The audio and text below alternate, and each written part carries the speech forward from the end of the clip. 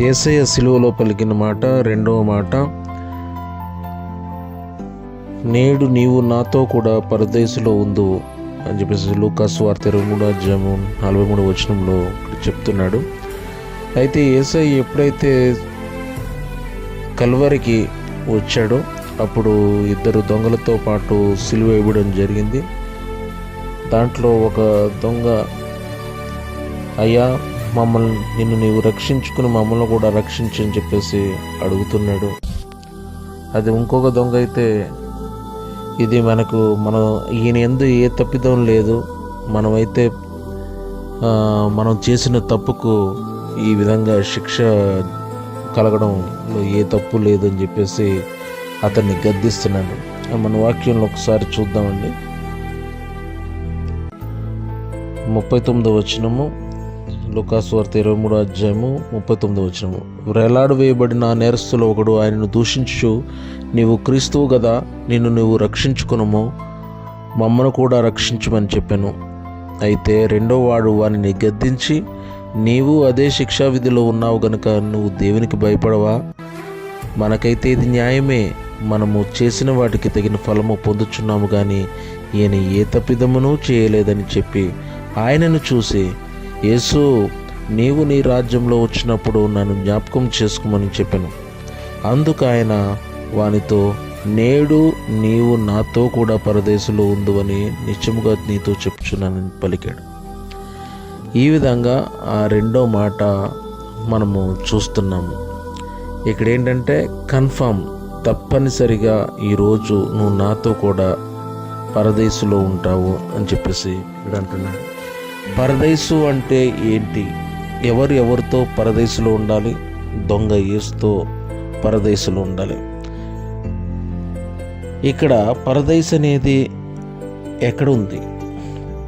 మనకి east, west, north, south ఇలా 4 దిక్కులు చూపిస్తే నార్త్ ఎప్పుడు పైకి చూపిస్తుంటుందండి. అంటే దేవుడు ఎక్కడున్నాడని అర్థము? పైన ఉన్నాడని అర్థం. దేవుడు ఎప్పుడు నార్త్ వైపు ఉన్నాడు, అంటే పైన ఉన్నాడు అని చెప్పేసి ఈ సూచిక మనకి చూపిస్తుంది. అదేవిధంగా మనం ఉండేది భూలోకము, అంటే భూమండలము అయితే, తర్వాత వాయుమండలము, చంద్రమండలము, అంటే సూర్యులు అన్నీ సూర్యగ్రహాలు ఉన్నవి, ఇదంతా చంద్రమండలంలో కింద మనం చెప్తాం. తర్వాత నక్షత్ర మండలము, రకరకాల నక్షత్రాలు ఉంటాయి.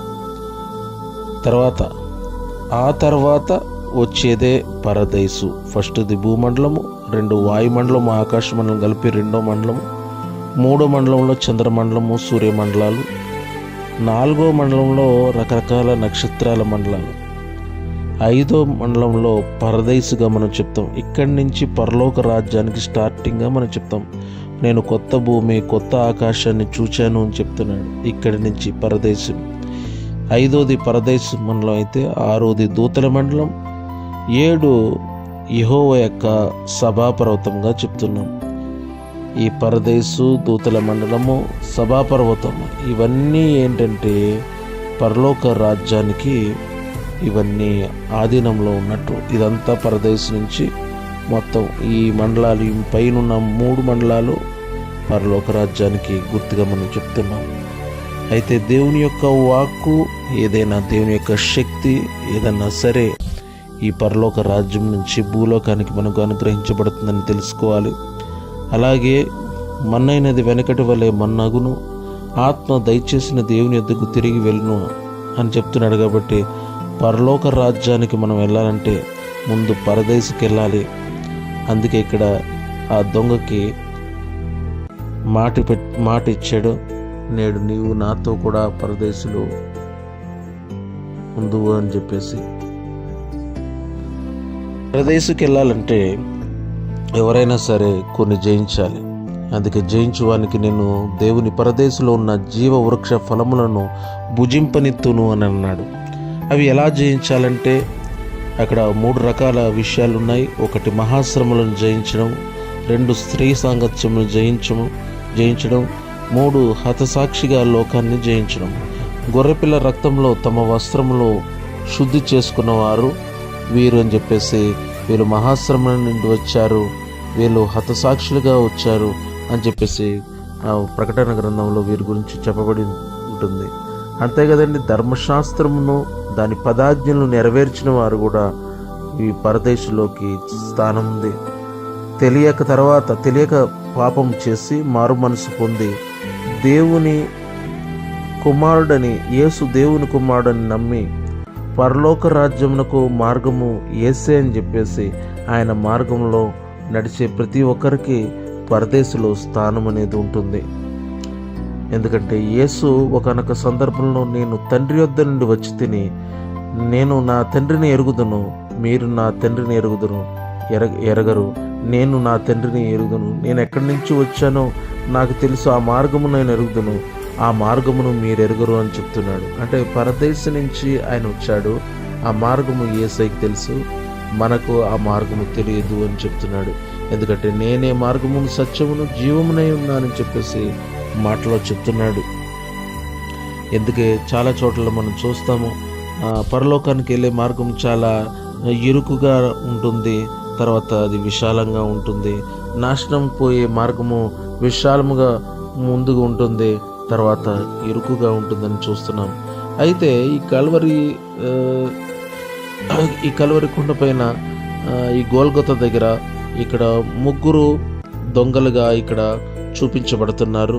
దాంట్లో కుడివైపు డిస్మస్ అనే దొంగ, ఎడమవైపు గెస్తాస్ అనే దొంగ, మూడోది మధ్యలో ఏ తప్పిదము చేయలేని యేసుక్రీస్తు ఈ బందిపోటు దొంగలతో సమానంగా ఒక దొంగగా ఇక్కడ చూపించబడుతున్నాడు. అయితే ఈ కుడివైపు ఉన్న డిస్మస్ అనే దొంగ గురించి, ఎడమవైపు ఉన్న గెస్తాస్ అనే దొంగ గురించి అపోక్రిఫల్ బుక్స్ ఆఫ్ నికోలస్ అనే దాంట్లో వీళ్ళ గురించి వ్రాయబడి ఉందండి. అయితే ఇక్కడ వీళ్ళిద్దరికి డిఫరెన్స్ అనేది నేను చెప్తాను. డిస్మస్కి గెస్తాస్కి ఉన్న డిఫరెన్స్, ఇద్దరు దొంగలు మధ్య వ్యత్యాసం చెప్తాను. డిస్మస్ అనే దొంగ తన తప్పును ఒప్పుకున్నాడు. గెస్తాస్ తన తప్పును ఒప్పుకోలేదు. డిస్మస్ యేసు రక్షకుడని నమ్మాడు, గెస్తాస్ యేసు రక్షకుడని నమ్మలేదు, హేళన చేశాడు. డిస్మస్ దేవుని రాజ్యం ఉందని విశ్వసించాడు, నీ రాజ్యంతో వచ్చినప్పుడు నన్ను గుర్తు చేసుకోవాలని అన్నాడు. గెస్తాస్ దేవుని రాజ్యం లేదని తిరిగి లోక రాజ్యం వైపు వెళ్ళడానికి ఇష్టపడి తప్పించుకోవాలని చెప్పేసి అనుకున్నాడు. చూడండి, ఇక్కడ దొంగ యేసయ్యని నమ్మి మారు మనసు పొందాడు, అంటే ఇక్కడ తిరిగి జన్మించాడు. నమ్మి బాప్తిసం పొందినవాడు రక్షింపబడును, నమ్మని వానికి శిక్ష విధింపబడును అని చెప్పేసి మార్కు సువార్త 16:16లో మనం చూస్తున్నాం. నమ్మి బాప్తిస్మం పొందినవాడు రక్షింపబడును. నమ్మి బాప్తిస్మము పొందుట అంటే పాత జీవితము పాతి పెట్టబడి నూతనముగా జన్మించుట. అందుకే ఆయన అంటాడు, ఒకడు కొత్తగా జన్మించితేనే కానీ పరలోక రాజ్యమునకు వారసుడు కానేరుడు అని చెప్పేసి ఆయన వాక్యంలో చెప్తున్నాడు. అంతేకాదండి, ఎవడైనా నా యందు విశ్వాసించిన యెడల వాడు చనిపోయినను తిరిగి బ్రతుకును. ఎవడైనాను నా యందు విశ్వాసం ఉంచిన యెడల వాడు చనిపోయినను తిరిగి బ్రతుకును అని చెప్తున్నాడు. ప్రాణము పోగొట్టుకునే యెడల వాడు తిరిగి పొందుకొని అంటున్నాడు. ఇక్కడ డిస్మస్ అనే దొంగ యేసయ్య మీద నమ్మకం ఉంచాడు, విశ్వాసం ఉంచాడు, కాబట్టి తన చనిపోయినను తిరిగి బ్రతికాడు. కాబట్టి అక్కడ పరదేశుకి అక్కడ యేసయ్యతో పాటు వెళ్ళాడు. గెస్తాస్ చూడండి, పాపములో చనిపోయాడు. డిస్మస్ పాపము కొరకు చనిపోయాడు. అంటే ఇక్కడ డిస్మస్ క్షమించబడ్డాడు. యేసు పాపులను రక్షించుట కొరకు చనిపోయాడు. ఇక్కడ 3 రకాలైన విషయాలను మనం చూస్తున్నాం. గెస్తాసు తన పాపములను ఒప్పుకోకుండా పాపంలోనే చనిపోయాడు. డిస్మస్ తన పాపమును ఒప్పుకొని తను చేసిన పాపం కొరకు చనిపోయాడు.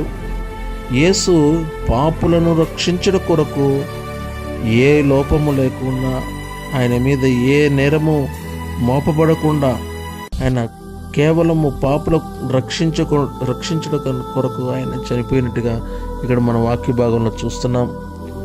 అయితే ఇక్కడ ముగ్గురు చూపు 3 రకాలుగా కనిపిస్తుంది. గెస్తాస్ ఒక చెడ్డ దొంగ తప్పించుకోవాలని చూస్తున్నాడు. కాబట్టి నిన్ను నువ్వు రక్షించుకో, మమ్మల్ని కూడా రక్షించు అని చెప్తున్నాడు. డిస్మస్ అనే మంచి దొంగ యేసు వైపు చూస్తున్నాడు. గెస్తాసు తప్పించుకోవాలని చూస్తున్నాడు. డిస్మస్ యేసు వైపు చూస్తున్నాడు. ఎందుకంటే ఈయనకి ఏ పాపము ఎరగడు, ఈయన మీద ఏ నేరము లేదు. మనమంటే తప్పిదం చేస్తాం కాబట్టి మన మీద శిక్ష అనిపించటకు మనం అర్హులము. ఇతని మీద ఏది లేదు కదా, ఏ లోపం లేదు కదా, ఏ పాపము లేదు కదా అని చెప్పేసి యేసు వైపు చూస్తున్నాడండి. ఇక్కడ యేసు తండ్రి వైపు చూస్తున్నాడు. యేసు తండ్రి వైపు చూస్తున్నాడు. చూడండి, చాలా పరమార్థంగా మనకు కనిపిస్తుంది. ఎందుకంటే ఎప్పుడైతే మనము పైనుంచి పరలోకం నుండి ఆత్మ అనేది భూలోకానికి వచ్చిందో, ఆత్మ ఎప్పుడు తండ్రి వద్దకు తిరిగి వెళ్ళిపోవాలని కోరుకుంటూ ఉంటుంది. అందుకే ఇక్కడ యేసు తండ్రి వైపు చూస్తున్నాడు. విశ్వాసమునకు కర్తయు దాన్ని కొనసాగించు యేసు వైపు చూచి ఓపికతో పరుగు పొందెములో పరిగెత్తుదామని అంటున్నాడు. ఈ డిస్మస్ యొక్క దొంగ యొక్క చూపు ఎలా ఉందంటే, విశ్వాసమునకు కర్త అయిన ఇక్కడ యేసయ్య వైపు, ఆ గురి యేసయ్య వైపు చూస్తున్నాడు. ఓపికతో పరుగు పందెంలో పరిగెత్తున్నాడు.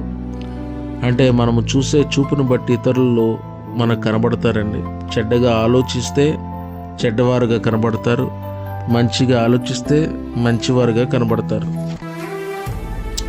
యేసయ్య మంచివాడు, యేసయ్య మంచివాడు, ఏ నేరము లేనివాడు. ఆయన దొంగ వలె కపాలస్థలమైన గొల్గతకు చేరాడు. ఆయన రెండవ రాకడకు గుర్తుగా ఇక్కడ ఈ దొంగ అనే మాట కనిపిస్తుంది.